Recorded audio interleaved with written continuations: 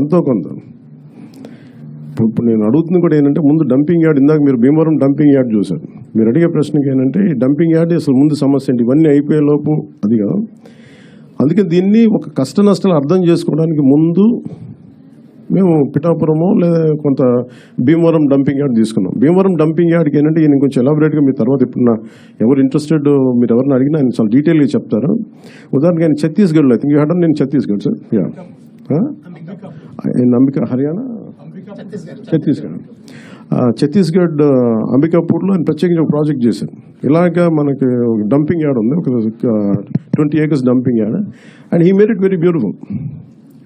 So దానికి more than డబ్బు కంటే కూడా చాలా కమిటెడ్ ఉండే లీడర్షిప్ ఉండాలి దానికి అంతా. సో అది అట్లాంటి ఫస్ట్ ప్రయారిటీ చేసుకుంటాం. ఇవన్నీ ఒకటి అర్బన్ కింద వస్తుంది, కొంత పంచాయతీ నా కిందంతా నేను మాట్లాడగలిగేది పంచాయతీ రాజ్ కింద వస్తే, భీమవరం నా కింద రాదు. బట్ స్టిల్ నేను అర్బన్ డెవలప్ మినిస్టర్ నారాయణ గారితో కూర్చోబెట్టి మున్సిపాలిటీ సంబంధించి మేము కూర్చొని దాని మీద ఒక ప్రతిపాదన తీసుకురావాలి. ముందు దీన్ని ఇనిషియేట్ చేస్తాను త్రూ ఫ్రమ్ పిఆర్.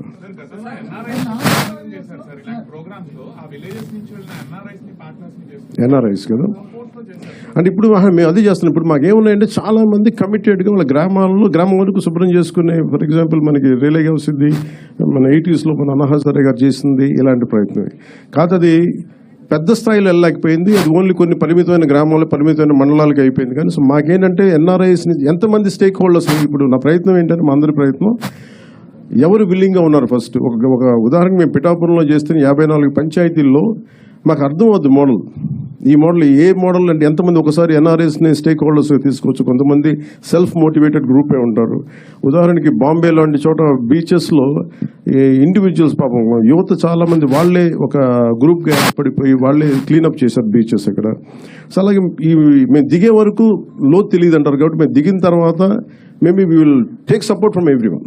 అలా ఏమేమి వస్తాయో మేము కూడా వెళ్ళి చూస్తాం. అందుకని దీన్ని ఈ పైలట్ ప్రాజెక్ట్ అని చెప్తాం. ఎందుకంటే వన్స్ మేము కమిటెడ్గా ఒక 1-2 సంవత్సరాలు దీన్ని సక్సెస్ఫుల్గా చేయగలిగి, ఇప్పుడు మేము ఇక్కడ ఉన్న ఇన్ని వేల కోట్లు, దాదాపు 2643 కోట్ల రూపాయల ఇంత ఉంది. ఇవన్నీ ఎక్కడో చోట ఒక చిన్న ఒక మైన్యూట్ ఒక మైక్రో లెవెల్లో ఒక నియోజకవర్గంలో సక్సెస్ సాధించగలిగి then we can scale it up. That's what.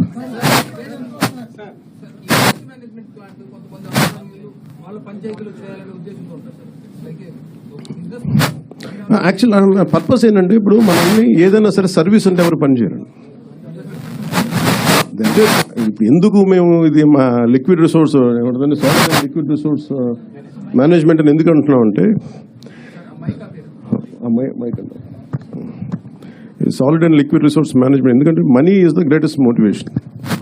మీరు సర్వీస్ చేయండి అంటే అందరూ అలసిపోతారు, పారిపోతారు. అందుకని దీంట్లో డబ్బు ఉంది, చెత్తలో డబ్బు ఉంది అంటే అందుకే నేను ఫోటో కూడా ఏం పెడతానంటే మా లక్ష్మీదేవి ఫోటోగ్రాఫ్ పెడతారు. ఇది చెత్త అంటే దాని డబ్బు ఉండదు అనుకుంటా, దీంట్లో ఐశ్వర్యం ఉందని చెప్పడానికి ఈయన ఏం sir what you did something something అంటే దీంట్లో ఐశ్వర్యం ఉందని చెప్పడానికి అని మనం ఊహించాం కదా. ఒక చిన్న పేపర్లు అమ్మేసి అంటే ప్రతి దానికి కార్డు బోర్డు ఒక చిన్న ఈయనతో డీటెయిల్గా కూర్చుంటే ఈ నాలెడ్జ్ మేము ఇంపార్ట్ చేయడానికి, అంటే ఔత్సాహికులకి ఏదైనా దీంట్లో ఫర్ ఎగ్జాంపుల్ సార్ట్ అవుట్ కేంద్రం పెట్టుకున్నారు అనుకోండి. దానికి మేము అనుకుంటుంది